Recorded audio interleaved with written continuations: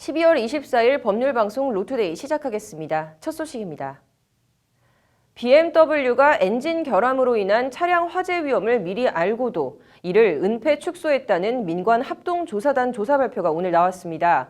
정부는 이에 따라 BMW에 대한 형사 고발과 과징금 112억 원 부과, 추가 리콜 등 조치에 나설 방침입니다. 관련해서 처음부터 BMW의 은폐 축소 의혹을 제기한 피해자 모임, 이 측을 대리하고 있는 하종선 변호사를 만나 얘기를 들어봤습니다. BMW 피해자 모임 기자회견 현장에 김정래 기자가 다녀왔습니다. BMW가 엔진 결함을 알면서도 이를 은폐 축소했다는 민간 합동조사단 조사 결과 발표에 대해 피해자 모임 측은 즉각 환영의 뜻을 밝혔습니다. 네, 반가운 크리스마스 선물이다 이렇게 환영을 하고요. 앞서 국토부는 오늘 오전 BMW 차량 화재 원인이 엔진 배기가스 재순환 장치 EGR 쿨러 균열로 인한 냉각수 누수에 따른 것임을 확인했다고 밝혔습니다. 애초 피해자 모임 측이 지목했던 사고 원인과 대부분 일치하는 내용입니다. 저희가 그동안 주장해온 EGR 과다 작동에 의한 화재 발생, 소프트웨어 결함, 설계 결함 이런 부분을 인정한 것을 환영하고요. 하 변호사는 그러면서 BMW가 당초 올해 7월에야 EGR 결함과 화재 간 상관관계를 인지했다고 발표했지만 이는 사실과 다름을 밝혀낸 것도 주요 성과로 꼽았습니다. 민간 합동조사단은 이와 관련 BMW가 이미 지난 2015년 EGR 쿨러 균열 문제를 해결하기 위한 TF를 구성하는 등 차량 결함을 은폐 축소하고 늑장 리콜을 했다고 판단할 수 있는 자료를 다수 확보했다고 밝혔습니다. 하종선 변호사는 다만 고압 EGR 시스템이 장착된 신형 차량을 리콜 대상에서 제외한 것과 과징금 액수가 112억 원에 그친 점은 아쉬운 점으로 꼽았습니다. 다만 아쉬운 부분은 이제 그 흡기다기관 교체가 신형 차량도 되어야 된다. 그리고 112억 과징금 부과, 이게 법 개정이 2016년 6월에 됐기 때문에 그밖에 과징금을 부과할 수 없는데 이 부분은 사실 금액이 너무 작아졌고. 하 변호사는 BMW 결함 은폐 축소 시도가 드러난 만큼 피해자들을 새로 규합해 추가 소송을 내는 한편 기존 민사소송 가액도 더 올려 소송을 진행할 계획이라고 밝혔습니다. BMW가 화재의 원인으로 언급하지 않았던 EGR 보일링 현상과 EGR 밸브 경고 시스템 문제가 피해자 모임의 바람대로 후속 조사를 통해 추가 리콜로 이어질 수 있을지 주목됩니다. 법률방송 김정래입니다. 국회 환노위 고용노동소위원회가 오늘 김용균법이라 불리는 산업안전보건법 개정안을 심의했지만 여야 이견으로 30분 만에 정의했습니다. 로인사이드 이현무 기자 나와 있습니다. 네, 이 기자, 이 김용균법 어떤 법인가요? 네, 11일 충남 태안화력발전소에서 24살 김용균 씨가 석탄을 나르는 컨베이어 벨트에 끼어 숨진 사건을 계기로 해서 이른바 위험의 외주화를 차단하겠다는 정부가 낸 산업안전보건법 전부 개정안입니다. 그래서 위험한 업무의 하청 외주화를 금지하겠다는 내용을 골자로 하고 있습니다. 네, 그렇다면 이 위험의 외주화, 이게 정확하게는 어떤 의미입니까? 네, 말 그대로 위험한 일을 이제 원청이 하는 것이 아니라 이제 하청을 주든지 외주를 주든지 하는 것을 말합니다. 그래서 이번에 사고가 발생했던 태안화력발전소는 한전의 자회사인 한국서부발전의 소유인데 이제 실제로 가장 위험한 일이라고 할 수 있는 석탄 취급 업무는 한국발전기술이라는 회사에 위탁을 주고 있습니다. 그래서 이 한국발전기술에 입사한 지 3개월 만에 이제 김 씨가 참변에 당하게 된 것입니다. 그래서 하청업체 비정규직 직원이라는 우리 사회의 가장 약자가 법의 사각지대에서 법의 보호를 받지 못한 채 목숨을 잃은 안타까운 사건입니다.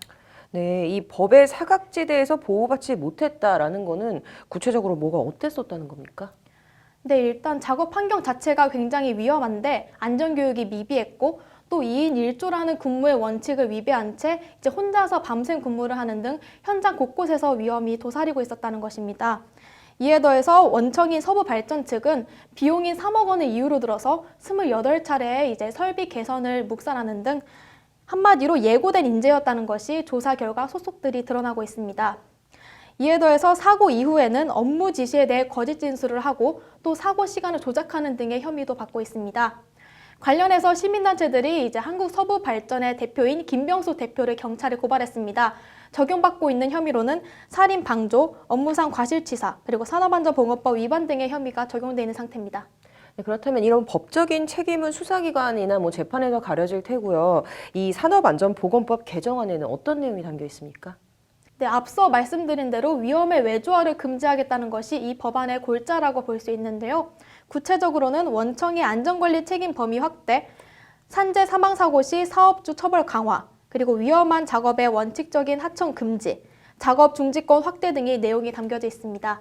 네, 오늘 이 환노위 소위가 여야 이견으로 30분 만에 정회가 됐다고 하는데 어떤 부분에서 그렇게 이견 차이가 있는 겁니까? 네, 먼저 하청을 금지하는 위험하고 유해한 작업의 범위가 어디까지인지, 그리고 사업주를 처벌을 할 때 그 수위를 어디까지 할 것인가에 대해서 여야 간 이견이 좁혀지지 않고 있는데요. 여야는 일단 지난 21일 대리기사와 같은 특수고용 노동자, 그리고 택배기사와 같은 배달업자를 대상으로 해서 산업재해 예방과 보건안전 조치 마련 등에 대해서는 어느 정도 합의가 된 상태이지만 나머지 대부분 쟁점에 있어서는 이견이 좁혀지지 않고 있는 상태입니다. 네, 그렇다면 좀 어떻게 하기로 했는지 결정이 된 상태입니까? 네, 여야는 일단 개정안 심의를 교섭단체 3당 간사협의로 전환을 해서 합의 도출을 시도하기로 했습니다. 네, 그리고 현재 쟁점이 너무 많다. 고용노동소위 전체가 모여 회의를 열면 합의가 녹록치 않아서 간사 간 최대한 이견을 조율하면 그 내용을 존중하기로 했다는 것이 환노위 자유한국당 이장우 의원의 설명입니다. 네, 12월 임시국회에서 산업안전보건법 개정안을 반드시 처리하겠다는 것이 여야의 원론적인 입장입니다. 네, 이 2년 전 구의역 사건 때도 언제 그랬냐는데 좀 슬그머니 묻혔었는데 이번엔 좀 진짜 달라질지 좀 지켜봐야겠습니다. 오늘 잘 들었습니다. 다음 소식입니다. 지난 10월 일본 전범기업에 대한 우리 대법원의 강제동원 배상 판결 이후 처음으로 한국 정부와 일본 정부 차원의 대면 협의가 진행됐습니다. 이런 가운데 강제징용 소송을 대리한 김세은 변호사는 신일본제철이 배상금 지급을 끝내 거부할 경우 신일본제철의 한국 내 자산에 대한 압류를 진행하겠다는 뜻을 밝혔는데요. 이 소식은 김태현 기자가 전해드립니다.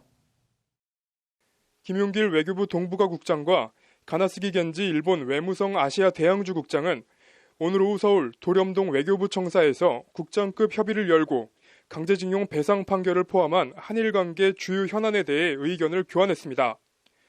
가나스기 국장은 청사에 들어서면서 강제징용 배상 판결을 수용할 것이냐는 등의 취재진 질문에 아무런 대답을 하지 않았습니다. 대법원의 지난 10월 일제 강제동원 배상 판결 이후 양국 정부 당국자가 만나 배상 문제를 논의한 것은 사실상 처음입니다. 오늘 협의는 대법 판결 이후 한동안 한국을 향해 거친 발언을 쏟아내던 일본 측의 반응이 다소 진정되는 흐름에서 이뤄졌습니다. 우리 외교부는 대법원 판결 취지와 우리 정부의 입장 등을 전달하며 일본 정부의 전향적인 대응을 촉구한다는 기조로 협의에 임했습니다. 일본은 그러나 한국 대법원 판결이 1965년 청구권 협정에 위반된다며 일본 기업에 피해가 가서는 안 된다는 기존 입장을 재확인한 것으로 전해졌습니다. 한편 강제징용 피해 소송을 대리하고 있는 김세은 변호사는 법률방송과의 통화에서 신일본제철이 계속 무대응으로 일관할 경우 한국 내 신일본제철의 자산에 대한 압류 절차를 진행하겠다는 뜻을 밝혔습니다. 김 변호사는 상대방이 있고 협상의 여지를 계속 두고 있는 상황이기 때문에 일정을 공개하기는 부담스럽다면서도 대법원 확정 판결이 내려진 만큼 집행 절차 착수 자체엔 아무런 문제가 없다고 말했습니다.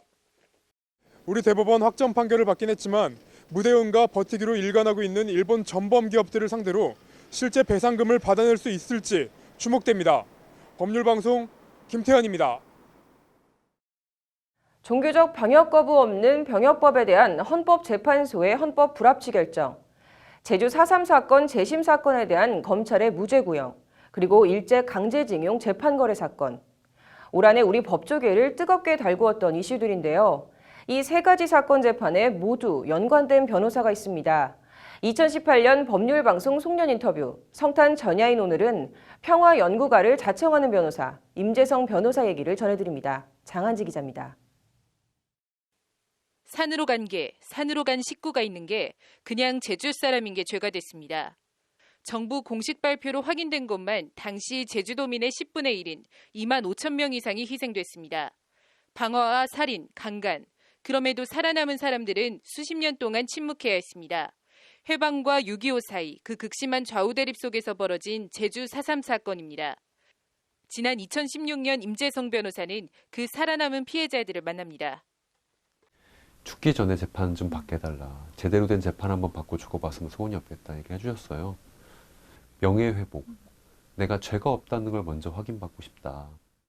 법적으로 가장 손쉬운 방법은 국가의 불법 행위를 사유로 한 손해배상 민사소송. 하지만 18명의 살아남은 피해자들과 임재성 변호사는 가장 어려운 길을 택합니다. 빨갱이라며 법원에서 선고받은 유죄 확정 판결을 뒤집는 재심의 길을 택한 겁니다. 지금 생각하면 박근혜 정부, 양승태 사법부, 4.3 재심은 개시부터 쉽지 않았습니다. 그리고 아마 제주지방법원에서도 이거 쉽게 재심 공판 절차를 안 열어주시더라고요. 국가기록원, 국방부, 법무부, 심지어 어느 개별 부대까지 특정을 해서 혹시 부대가 갖고 있는 기록이나 정보가 있는지에 대해서 여러 조회를 했었는데 모두 회신이 돌아오지 않았고요. 그랬던 시기가 한 1년 정도. 지난한 과정을 거쳐 지난 2월 가까스로 시작된 재심 개시 절차, 그리고 지난 17일 열린 결심 공판, 검찰은 공소기각 판결을 구형했습니다. 공소기각 구형, 검찰과 법원이 저질렀던 과오에 대한 통렬한 반성이라는 것이 임재성 변호사의 설명입니다. 당시에 너무나 엉성하게 조사가 됐고 불법 구금에 의한 허위 자백 밖에는 사실 증거가 없는 재판이었기 때문에 저는 검사가 무죄 구형을 하는 것보다 더 스스로의 책임을 인정하는 당시 재판의 문제점을 지적하는 구형이었다고 보는데요. 그래서 올 한 해 헌재의 헌법 불합치 결정으로 법조계를 뜨겁게 달궜던 종교적 병역 거부 소송도 임재성 변호사가 담당했던 소송의 하나입니다. 헌재의 헌법 불합치 결정과 종교적 병역 거부자에 대한 사상 첫 대법원 전원 합의체 무죄 판결. 임재성 변호사는 오해가 풀렸다고 말합니다. 그래서 여기도 좀 풀린 거죠. 이 사람들이 면제를 주장하는 게 아니구나. 특혜를 주장하는 게 아니구나. 일종의 병역 기피와 병역 거부를 좀 구분할 수 있는 마음, 판단들이 나아가 앞으로 도입될 대체복무제는 병역 거부자에 대한 또 다른 처벌과 차별이 돼선 안 된다는 것이 임 변호사의 소신입니다. 또 이 사람들에 대한 처벌과 차별이 되어서는 안 되는 거죠. 저는 여전히도 이 병역 거부자들을 차별하고 처벌하고 싶은 한국 사회의 마음이 대체복무제의 방식으로 좀 구현되는 게 아닌가 걱정이 들어요. 또 다른 올해 법조계의 뜨거운 감자였던 일제 강제징용 손해배상 대법원의 최종 승소 확정 판결. 임 변호사는 이 소송에도 참여해 열과 성을 다했습니다. 이겼지만 마냥 기뻐할 수 없었습니다. 돌아가신 원고분의 아내분, 또 돌아가신 원고분의 자식분들이 이제 그 법정에 참여를 하셨었는데 슬프기도 했습니다. 정말 그분들이 이 대법원의 판결을 죽기 전에 보셨으면 얼마나 좋으셨을까. 양승태 사법부가 일제 강제징용 사건을 두고 재판 거래, 소송 지연을 했다는 의혹에 대해 임 변호사는 책임을 져야 할 사람들은 반드시 책임을 져야 한다고 분명한 어조로 말했습니다. 우시기도 하시고 또 이 판결문 우리 아버지 납골 땅에 우리 아버지 돌아가신 곳에 갖다 드리고 싶다는 말씀도 많이 하셨고요. 씁쓸하죠. 저는 이 부분에 대한 책임 누군가는 반드시 져야 된다고 생각합니다. 법관이 만약에 부정한 방식으로 그렇게 재판을 고의적으로 지연했다면 제주 4.3 사건 재심과 종교적 병역 거부 사건, 강제징용 손배 소송, 여기에 베트남 전쟁 민간인 피해 사건 특별법 발표 등 별로 돈 안 될 것 같은 분야에 대한 끝없는 오지랖의 근원이 궁금해졌습니다. 제가 대학교 3학년 때가 이제 9.11 테러가 있었던 2001년이었습니다. 이라크 전쟁 파병 반대 운동을 참 열심히 했어요. 이제 그러면서 평화 운동, 평화 연구라는 걸 좀 계속 해보고 싶다. 그 이후 임재성 변호사의 삶과 인생을 관통하는 단어는 줄곧 평화였습니다. 4.3 사건도 강제징용도 종교적 병역 거부도 베트남전 민간인 피해 조사도 모두 평화를 찾아가는 과정에 만난 필연들입니다. 결국 폭력의 문제 그리고 전쟁의 문제에서 법이 굉장히 밀접하게 관련이 되어 있더라고요. 전쟁과 폭력을 법률가로서 어떻게 접근하고 또 해결하고 또 기억하게 만들 수 있을지에 대한 고민 속에서 2018년은 수십 년간 준비해온 것들이 결실을 맺는 해였다는 임재성 변호사에게 2019년 계획을 물었습니다. 아마 2019년은 2018년에 난 어떻게 보면 선구적인 결정들, 선구적인 판결들의 를 통해서 확인된 권리와 책임들을 이제 다른 사람들도 주장하고 또 다른 사람들도 그 책임을 묻는 시간이 되지 않을까 싶습니다. 지금껏 해온 일은 이제 시작일 뿐 평화 연구가로서 변호사로서 앞으로 하고 싶은 일이자 해야 될 일이 산더미처럼 남아있다는 말로 임재성 변호사는 인터뷰를 마무리했습니다. 법률방송 장한지입니다. 이어서 법조계 소식 전해드리겠습니다. 정부가 최저임금 산정 기준 시간에 법정 주휴 시간에 포함하되 노사 합의로 정하는 약정 휴일 시간은 제외하기로 결정했습니다. 수정안은 입법 예고를 거쳐 오는 31일 국무회의에서 의결됩니다. 검사만 맡아오던 법무부 검찰국 내 일부 과장급 직위가 일반직 공무원에게도 개방됩니다. 법무부는 오늘 법무부와 그 소속기관 직제 일부 개정령안이 이날 국무회의에서 심의 의결됐다고 밝혔습니다. 청와대 민정수석실 산하 특별감찰반이 15년 만에 감찰반으로 바뀌는 가운데 감찰반장과 반원의 공무원 행동강령 법령 준수와 비밀 업무 의무 조항이 신설됐습니다. 청와대는 오늘 이 같은 내용이 담긴 대통령 비서실 직제 일부 개정령이 공포돼 시행된다고 밝혔습니다.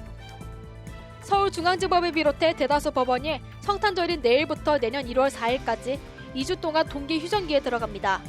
이 기간 특별한 경우를 제외하곤 법원 재판은 열리지 않습니다.